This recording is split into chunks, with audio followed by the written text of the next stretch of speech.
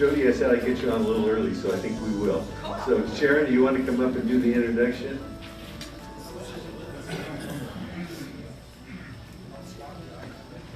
We get to welcome Jody Hudson, who will be speaking about the Alex Hudson Lyme Foundation. Jody was born to an ill-prepared single mother and was placed in foster care until she was adopted. This entry into life formed Jody's servant's heart and empathy for others, traits that she has passed along to her son Garrett and daughter Alex.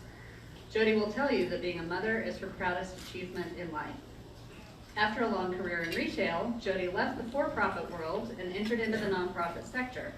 For 12 years, Jody worked as the operations director for Catholic Charities, the Diocese of Fresno, and upon the death of her 22-year-old daughter in March of 2018, Jody founded the Alex Hudson Lyme Foundation with the acronym AHLF. She worked both full-time positions until September of 2019, when she made AHLF her full-time career. Jody was awarded the Marjorie Mason Center Top 10 Professional Businesswomen Award in 2018 for her efforts with both organizations. Jody guides AHLF's work through advocacy, education, and awareness. She collaborates with local and national organizations to further AHLF's mission. She has also written a soon-to-be-published book about Alex's journey with Lyme disease and uses this platform to provide hope and healing to those struggling with this debilitating illness.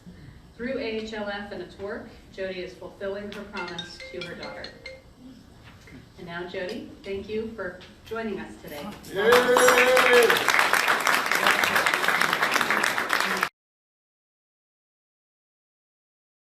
Today, I'm talking about the Alex Hudson Lyme Foundation. I want to talk to you a little bit about Lyme disease. I want to talk to you about my daughter's journey, and then I want to talk to you about currently what I'm doing with her foundation and the legacy that I'm carrying on her behalf. So Lyme disease, how many people have heard about Lyme disease and know a little bit about it? Good. I did not know about Lyme disease in May of 2017 when my daughter was diagnosed with it. I had to look it up in the dictionary. I thought it was something that happened out in the East Coast.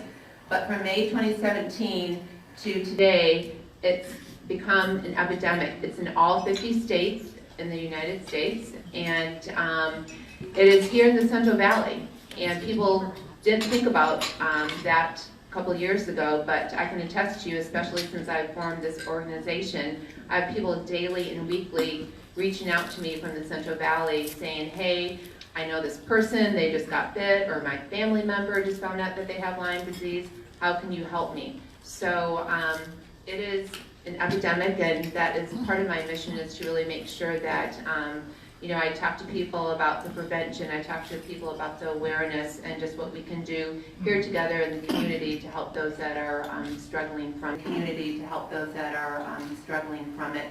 So Lyme disease is a bacterial infection. You receive it when you are bit by a tick. It can also be, your pets can carry it, so they can be tick carriers.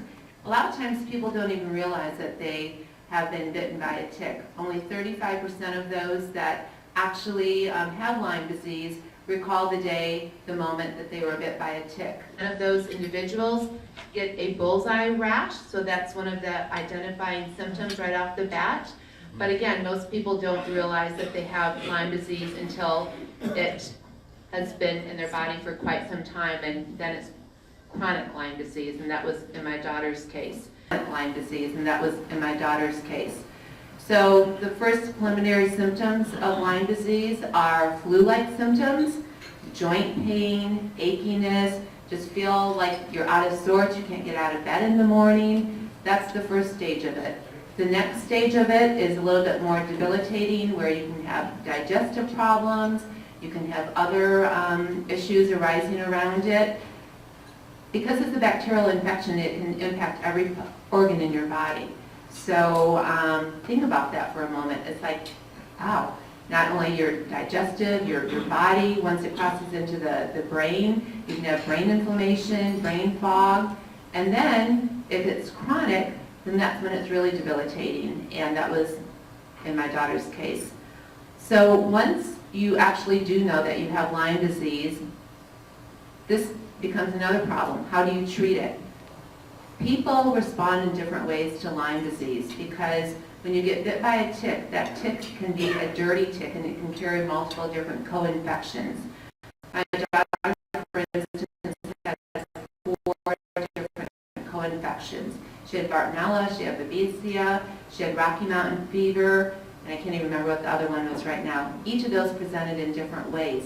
So when you go to a Lyme literate doctor, they have to look and see what is the most pressing symptom, what is really bothering you the most. They start with that and then they work their way through it. Lyme disease is not like having cancer where you know it's cancer, you go through chemotherapy. There's a tried and true symptom. There's a tried and true treatment for it. With Lyme disease, it's a variety of different treatments and you just have to figure out what treatment works best with your body. And so it's, you know, right now in the medical world, they're really trying hard to do a lot more scientific research with Lyme. They are trying to, you know, get better diagnostic testing, and then also they are trying to really find a cure for this. And that's really tough, but we're really trying to pour a lot of money into the research and the science behind trying to find a cure for Lyme disease. More about it. So I don't want to talk to you more about that. I really want to talk to you now about my daughter's journey and how she was impacted by Lyme disease. So in 5th grade, my daughter started experiencing joint pain. She started experiencing some of the beginning symptoms of Lyme disease, and that's when she had to basically stop playing sports. She was an amazing athlete. She did all the sports that you know, young child likes to do, soccer, softball, cheer, dance, you name it, she was doing it. And she started having this inflammation and joint pain. So we started going to Children's Hospital, and they were running tests. They had to see several specialists, and this went on for about a year or so. And what they decided at the end of all this was she was a medical mystery. There was no talk about Lyme disease back then. There wasn't any talk about, you know, a real help for her. She basically just had to suffer with this joint pain and this inflammation. And they kept telling us, you know that she has something, but it's probably going to be discovered. It's going to be found later on with testing. And basically, suck it up and try and, you know, move on with life. And that's what Alex did. So she couldn't run anymore. I mean, imagine in 5th grade, you can't run, you can't play sports. It was really hard on her, and she just kept battling through. She started developing digestive problems. Remember we talked earlier about, you know, the different symptoms with Lyme. And when you start having digestive problems, it really causes a lot of issues, obviously, within your body. So she started having digestive problems. She started having food allergy issues, and this was in her high school years. So fast forward to her senior year, and she was able to graduate from high school. She had a full ride to UCLA, but she wasn't able to accept that because she was just really starting to deteriorate in front of my eyes. She weighed 120 pounds when she started this journey. When she passed away in March of 2018, she weighed 57 pounds. That's what Lyme does to you. It attacks your body. And when you don't have people that really know how to help you with your child, it's a very, it's hard, it's rough. So we did the best that we could do.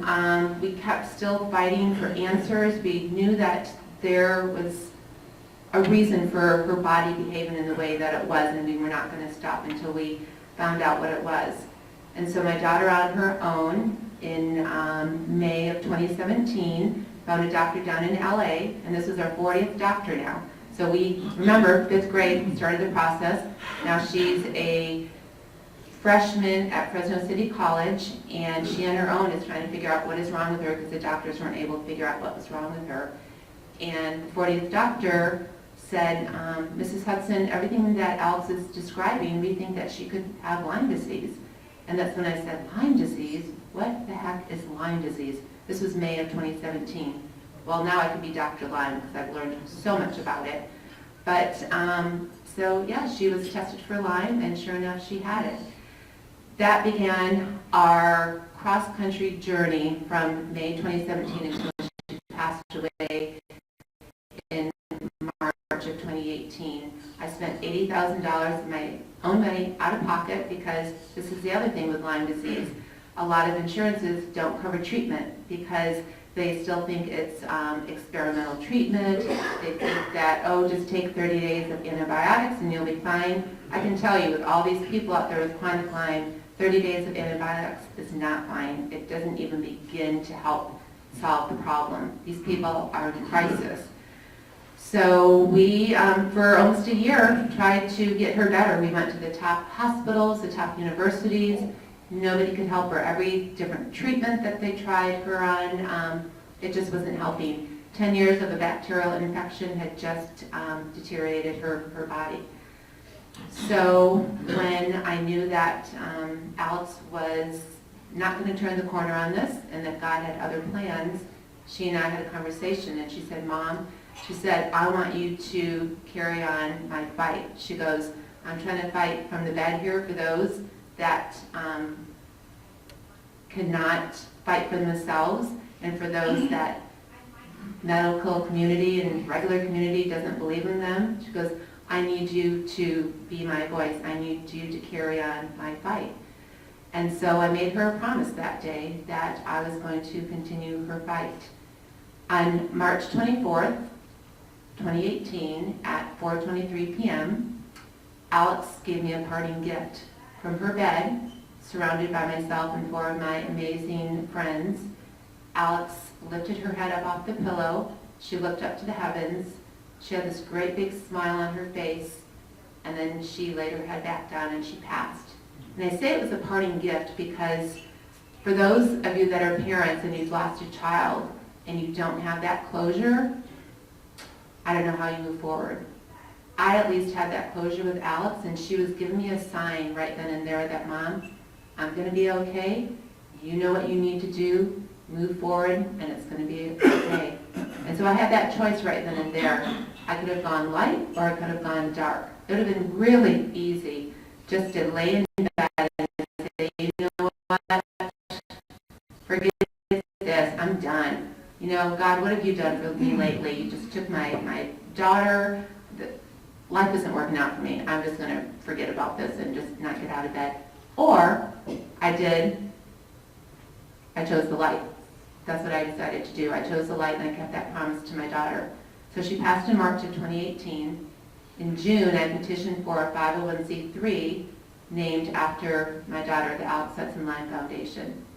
And with that foundation, what we are doing right now is we are raising funds for research because I want to make sure that we are helping those that are still struggling out there that cannot figure out how to cure this disease. So we are raising funds for research. We've already raised $50,000, and we have co-sponsored a grant with Global Lyme Alliance out of New York, and it's named after Alex, so her name will always be attached to science and research.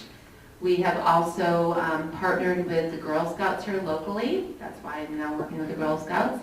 And the cool thing about this is here in the Central Valley, our Girl Scouts are collaborating with the Alex Hudson Lyme Foundation, and we are creating Lyme curriculum that's going to be rolled out nationally. So the patch, because all the girls are into patches, the patch will have the Alex Hudson Lyme Foundation logo on it, along with the Girl Scout logo on it. And that's going to be rolling out this May. May is Lyme Awareness Month, and so we have a lot of great, exciting things planned centered around the Girl Scouts with this Lyme curriculum. We also, part of our funds from our fundraisers, have this really exciting literacy program with children's Lyme disease books. And last October, we had a fundraiser right here in Torninos, and we were able to raise enough money to purchase 3 children's books for each elementary school in the Fresno and Clovis Unified District. The cool thing about these books right here are, one of them is bilingual. So those students that need that Spanish version, we have that for them right here in our Lyme disease books. I'm hoping to raise enough funds that we can start going out to the west side with this. We can start going out to other rural areas, that we can, you know, have Central Valley be the spark that it goes throughout the whole state of California. I think it's so important to create this education and awareness. And had I known back then, when my daughter was in 5th grade and the doctor said she's a medical mystery and someday we'll figure this out, what's wrong with her, had I known then about Lyme disease, I wouldn't be standing here today and talking to you about the Alex Hudson Lyme Foundation, because my daughter would still be here. So I think it's so important to make sure that we are educating our children, because children then can talk to their parents. Parents can talk to the doctors. I mean, it's a whole cycle, right?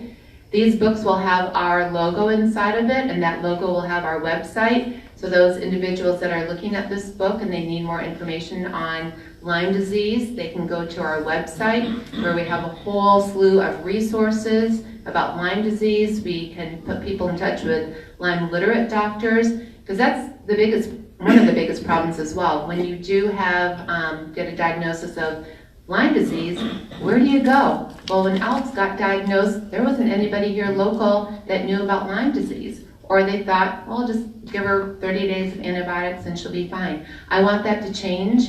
There's enough amazing doctors here in the Central Valley that if we start doing CMEs and start getting them trained and Lyme literate, we don't have to go chasing across the country to find help for our children and help for our loved ones. We can do it right here in the Central Valley.